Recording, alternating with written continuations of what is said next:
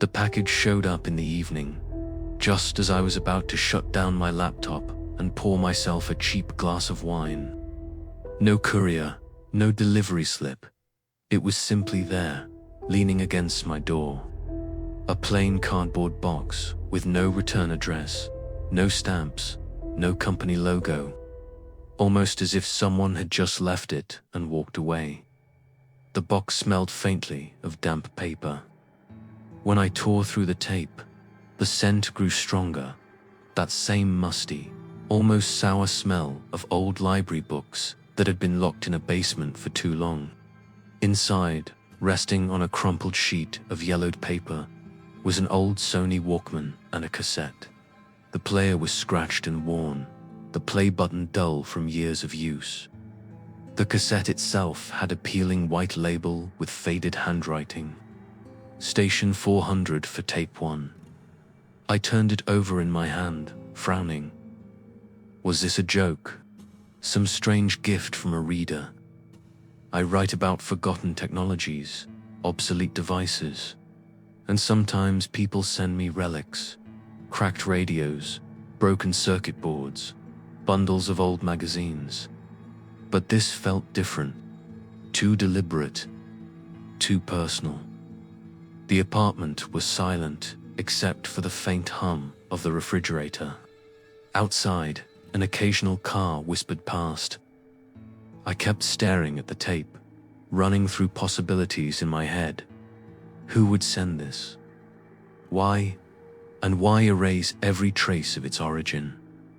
And yet, instead of unease, I felt something else, a strange pull, a curiosity I couldn't shake off. Curiosity has always been stronger than fear. That's why we open doors we shouldn't, and press buttons we know we'll regret. I snapped the Walkman open, slid the tape inside. The moment the lid clicked shut, a thought struck me hard and cold. If I press play, I might not come back the same. The Walkman felt heavier than it should have. Maybe I had just forgotten what these things weighed, but the thought kept needling me as I turned it over in my hands. The plastic casing was scuffed, its once black surface faded to a dull gray. The metal clip on the back was bent, and one corner had a chip missing, as if someone had dropped it down concrete stairs. Still, it worked. When I thumbed the eject button, the door popped open smoothly. The cassette sat inside. A cheap, translucent shell with reels that looked cloudy and warped. The label white once. Now the color of old teeth had handwriting barely clinging to it. Station 400 for tape 1. I leaned back in my chair, the Walkman warm in my hand, and looked at the apartment around me. Nothing out of the ordinary. Stacks of notebooks on the desk, an empty mug with yesterday's coffee stain. The glow of my laptop screen dimming into screensaver mode.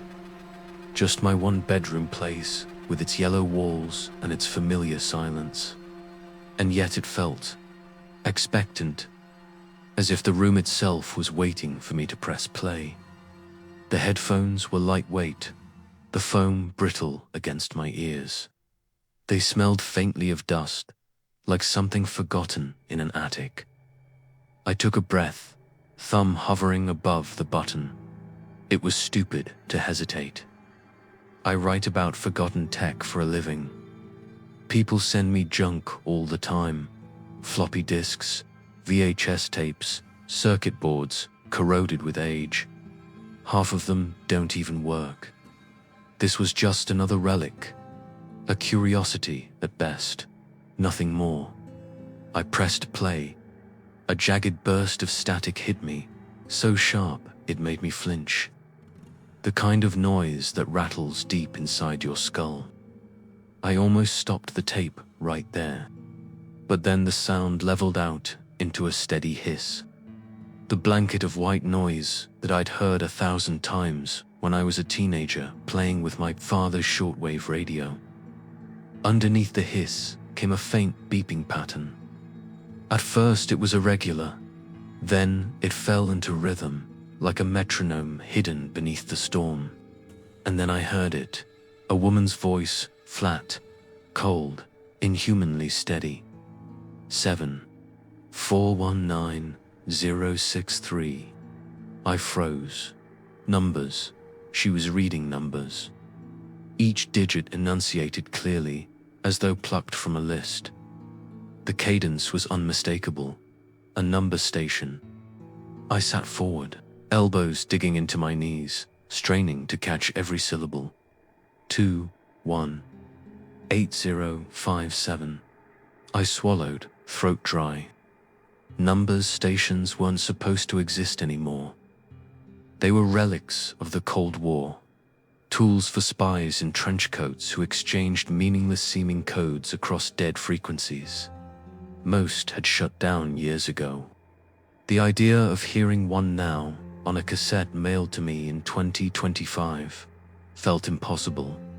I checked the reels through the clear plastic window. The tape was spooling calmly, like any normal recording. My eyes flicked to the counter. The minutes crept by, steady. Nothing strange, nothing at all. Then it happened. Alex. The name slipped in so softly I almost doubted it. A child's whisper, woven between the digits. Every hair on my arms stood on end.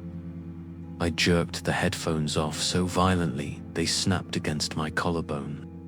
My heart pounded, hammering so hard I felt it in my teeth. I stared at the Walkman on my desk. The reels kept spinning, the woman's monotone voice still droning on, numbers tumbling out without pause. But I wasn't listening anymore. My name, it had said my name. At that same instant, my laptop screen flickered awake. For a fraction of a second, the reflection showed my own face, but the eyes were too wide, too bright, staring straight back at me like they belonged to someone else. Worse, they blinked half a second later than I did.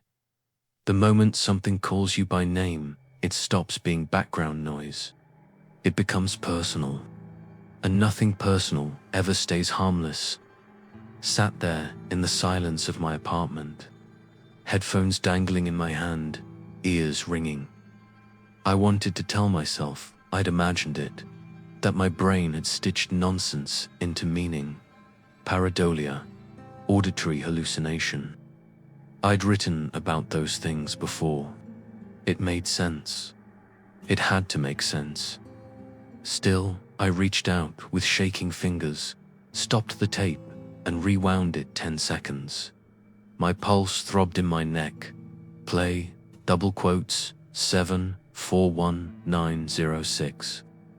Nothing, no whisper, no name. I replayed it again. And again. Just numbers by the fourth try. Sweat was beading along my hairline. My hands felt clammy on the plastic shell of the Walkman. I ejected the tape and held it up against the desk lamp. The reels spun lazily.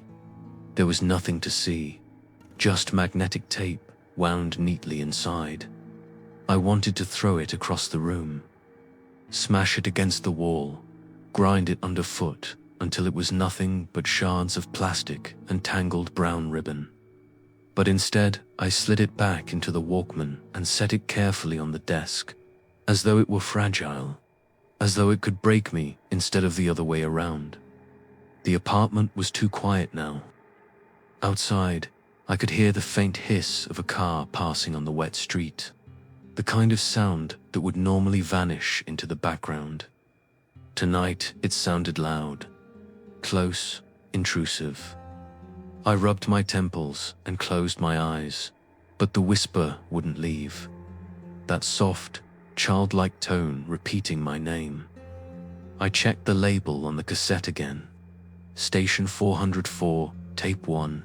No return address, no sender, no reason for it to have come to me. So how, exactly, did my name end up on it? I stayed at my desk long after the last light outside my window faded, staring at the Walkman. At some point, the screensaver on my laptop gave way to black, and in the reflection on the dark glass, I could almost swear I saw the outline of someone sitting behind me. I didn't turn around. Not that night. Sleep didn't come easily that night. I lay awake, staring at the ceiling, the glow of the streetlight bleeding faintly through the blinds. Every time I closed my eyes, I heard it again, that whisper, small and fragile, curling around the syllables of my name. By 3 a.m, I gave up, dragged myself back to the desk, and opened the laptop. If I couldn't sleep, I could at least work. That's what I told myself, though I already knew what I was going to search. Station 404 numbers broadcast. The search results were thin. A few scraps from conspiracy forums, a half-dead message board for shortwave hobbyists, one archived page that looked like it hadn't been updated since 2002. I scrolled, eyes stinging from fatigue. Most of it was speculation, talk of Cold War relics, ghost frequencies, coded transmissions meant for operatives long since dead, the kind of fringe content I'd normally skim and forget. But one thread caught my eye. The forum post was dated 2009.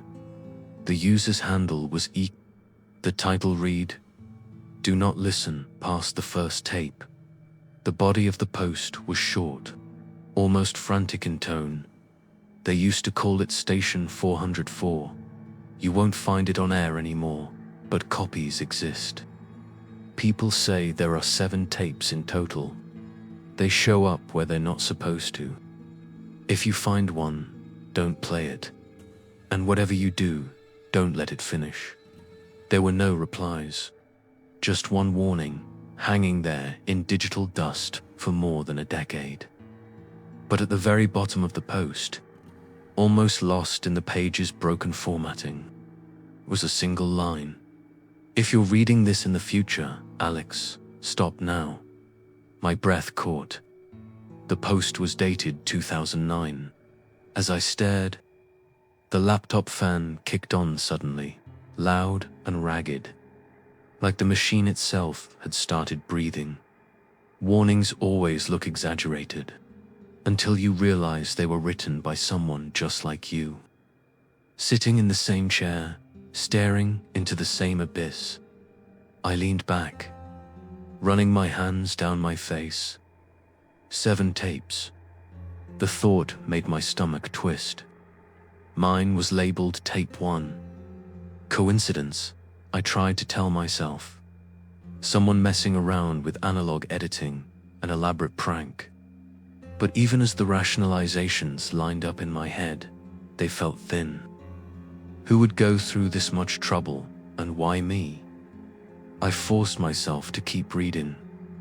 Another link led to a different forum, this one for urban explorers.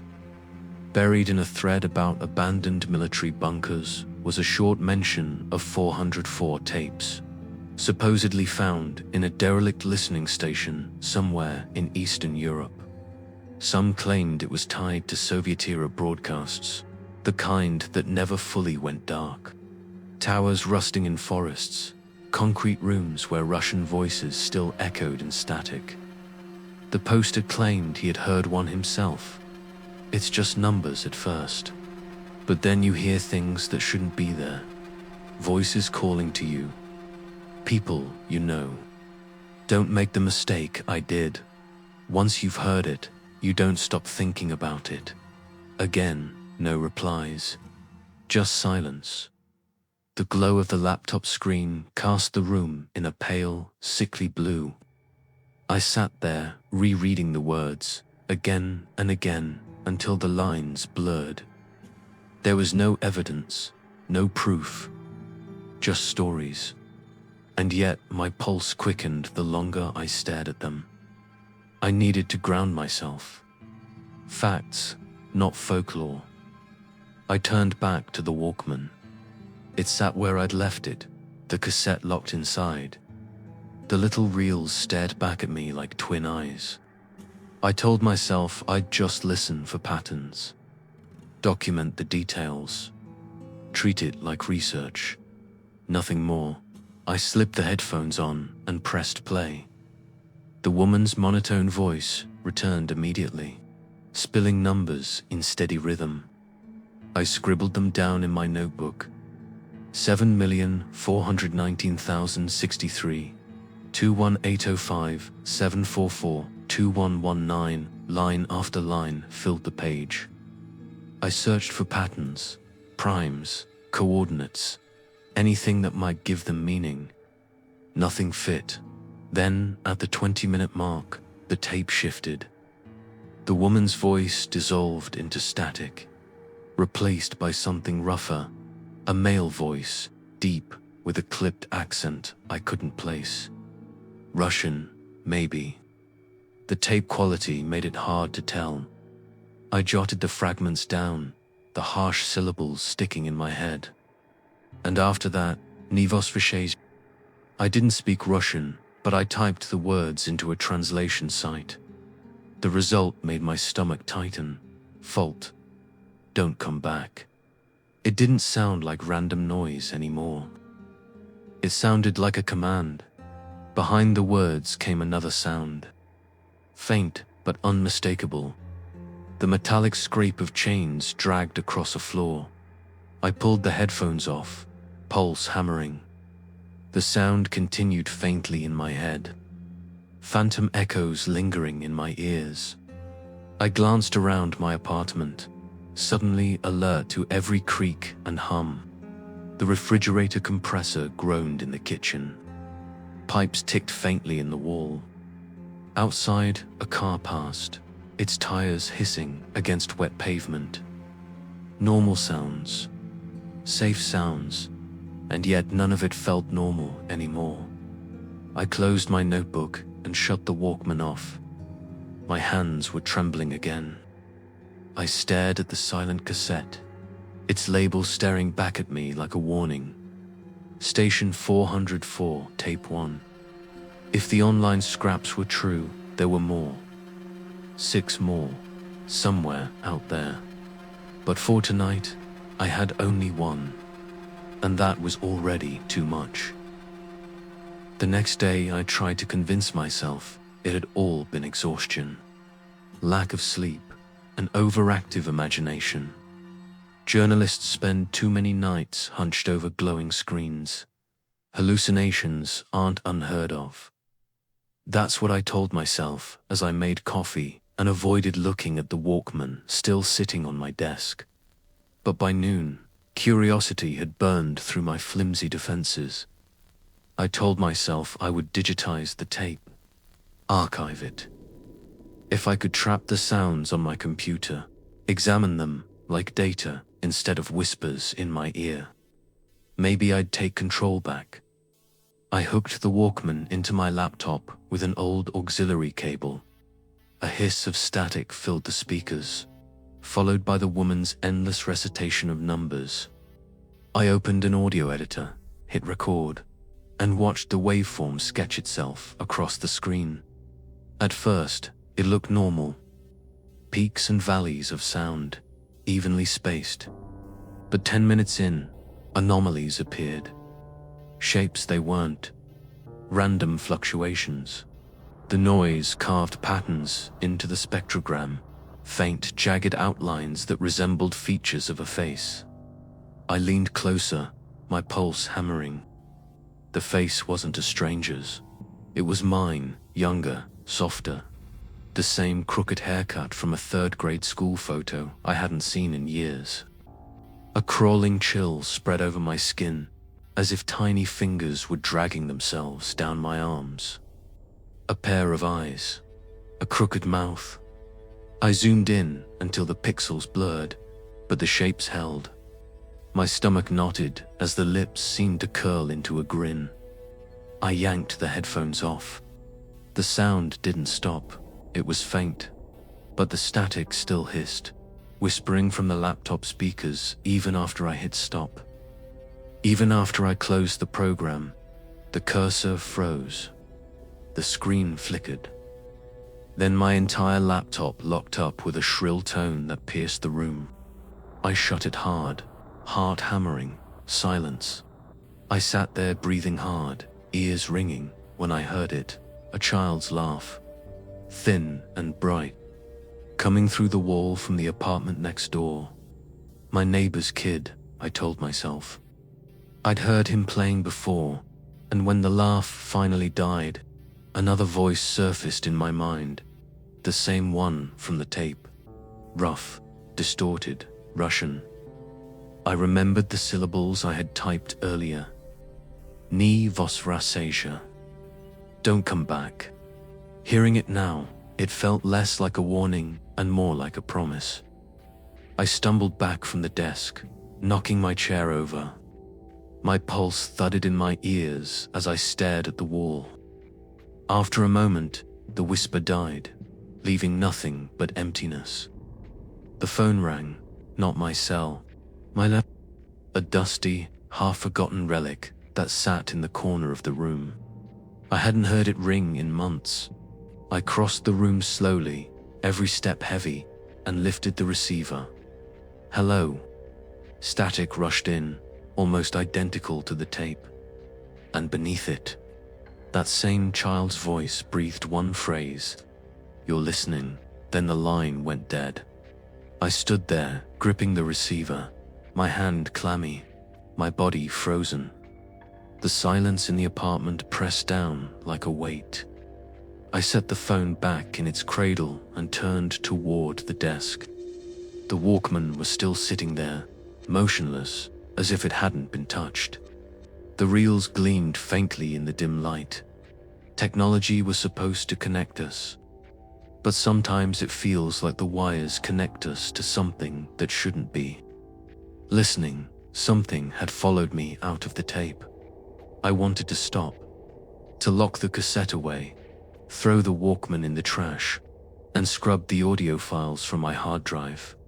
But even as fear squeezed my chest, I knew I wouldn't, because beneath the fear was something worse, the need to know, and the signal knew it too. I told myself I wouldn't listen again. After the phone call, after the laugh through the wall, I swore I was done. The Walkman sat on the desk like a wound I refused to touch, but the longer I ignored it, the more the silence pressed in. My apartment felt wrong, stretched thin. I caught myself glancing at the desk every few minutes, like the tape might move if I turned away too long. By evening, I caved. I slipped the headphones back on and pressed play. The woman's voice returned at once, reading numbers with that same mechanical calm. My hands trembled as I scribbled them down in my notebook. The sound was steady, hypnotic, almost lulling. Then the rhythm changed.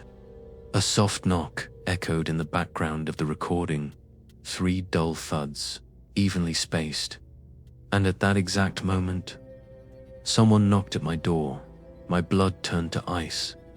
I yanked the headphones off, staring at the door across the room. The sound had been real, not from the tape, but outside. I waited, holding my breath. Silence. I crept over and peered through the peephole. The hallway was empty. When I returned to the desk, the tape was still rolling. The voice droned on, unbothered. I tried again, listening with rigid focus. 5 minutes passed before another noise slipped through, the faint crash of glass shattering. A second later, from the kitchen, I heard the same thing. I bent down to gather the shards, but when I angled one toward the dim laptop glow, the reflection staring back wasn't my hand at all. It was smaller, pale, a child's hand wrapped tight around the glass. The shard squealed faintly in my grip, though I wasn't moving it at all. Coincidence stops being coincidence the moment it happens twice. After that, it becomes design. I bolted to my feet, heart hammering, and found the source, a drinking glass. One I'd left drying on the counter. had toppled and shattered on the tile. Coincidence, my rational brain screamed, but the timing was too perfect. The tape wasn't just sound anymore. It was predicting. I went back to the desk, chest tight, palms damp. I should have stopped. I should have pulled the cassette out and smashed it to ribbons. But I couldn't. Some part of me needed to know how far it would go. I pressed closer, the headphones digging into my skull, the numbers blurred together. Static swelled. Then came the whisper again, curling in like smoke. Don't look. The apartment light above me flickered, and with a brittle pop, the bulb burst. Shards tinkled to the floor around my chair. I tore the headphones off and scrambled back, gasping. The room plunged into darkness, lit only by the weak glow of the laptop screen. My notebook lay open on the desk, the page filled with the numbers I had written. My eyes darted over them, and I froze. Among the strings of random digits, one sequence stood out. 0 for 19, my birthday. The page blurred as fear washed through me, cold and absolute. I slammed the notebook shut, ripped the cassette out of the Walkman, and hurled it across the room. It landed near the couch with a dull plastic thud. The reels inside spun once lazily, then stilled. The apartment was silent again, but the silence wasn't relief. It was heavier than ever, because in the darkness, I realized something horrifying. The tape hadn't just been predicting events, it was choosing them. By the third night, exhaustion gnawed at me, but I couldn't stay away from the tape. I'd tried, God, I'd tried. I shoved the Walkman into a drawer, buried it under notebooks, even left my apartment for hours just to avoid it. But the silence followed me. The numbers echoed in the rhythm of passing cars, in the clicks of crosswalk signals, even in the squeak of shoes on the supermarket floor. The signal had dug into me, so I gave in. I turned off every light in the apartment and sat at my desk with the Walkman in front of me. The room was a void, illuminated only by the faint blue of the laptop clock. Midnight, my hands shook as I pressed play. Static swallowed me at once. Then the woman's voice began again, droning the endless chain of numbers. I leaned forward, gripping the desk, forcing myself to focus. If there was meaning here, I was going to find it. 10 minutes, 20. The digits blurred into a smear. My pen scratched across the notebook, pages filling with nonsense. I blinked hard, fighting the fog in my brain. At the 30-minute mark, something shifted. The woman's voice stuttered, distorted, as if warped by heat.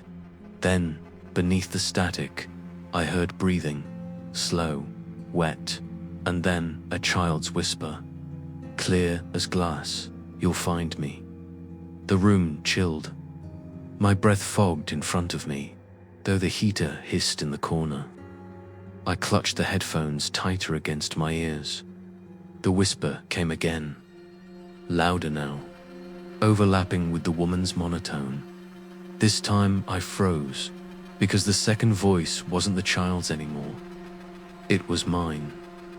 I was hearing myself count the numbers, breath for breath with the tape. The worst part was that I heard it twice, once through the headphones, and once rattling inside my skull. The second tape is waiting. The reels spun faster, the numbers accelerating until they were a blur, impossible to follow. Static roared. My pulse raced to match it. Suddenly, silence. The scariest trap isn't the one that locks you in. It's the one that convinces you to lock yourself in. The tape clicked, stopped dead. I yanked the headphones off. My ears rang in the void left behind. The Walkman sat still, reels frozen mid-turn. But on my desk, next to the notebook, lay something that hadn't been there before. A second cassette. Its case was black, label missing. Bare plastic. Yet in my head, I heard a single word, as if the tape had already been named for me. Diva, it's 2. Russian again, my stomach dropped. I hadn't moved. I hadn't left my chair. Yet there it was, sitting inches from my hand. I reached for it slowly, fingers trembling. The plastic was cold, too cold, as if it had been left outside in winter air. I lifted my gaze to the laptop screen, its dark reflection staring back at me in the glass. I didn't see myself holding one tape. I saw 3,